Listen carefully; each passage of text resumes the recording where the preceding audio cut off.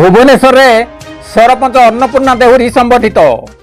भुवनेश्वर सत्यनगर स्थित बुद्धदेव ऑडिटोरियम ठारे महिला फोरम द्वारा आयोजित आंतर्जातिक महिला दिवस विशिष्ट अतिथि भाव कादम्बीर संपादिका डॉक्टर इति सामंत, सिने तारका देवजानी, आईनजीवी मोनालिसा गंतायत प्रमुख सरपंच अन्नपूर्णा देहुरी को उल्लेखनीय सेवा पाई अभिरुचि सेवा सम्मान 2026 प्रदान करछंती।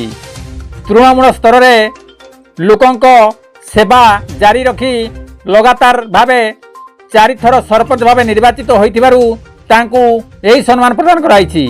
वर्तमान अन्नपूर्णा देहुरी मुकुंदपुर पाटनार सरपंच थिबा सहित केन्दुझर जिला बीजेपी संपादिका भावे कार्य करुछंती। कविंद्र राउत का रिपोर्ट, केडी न्यूज।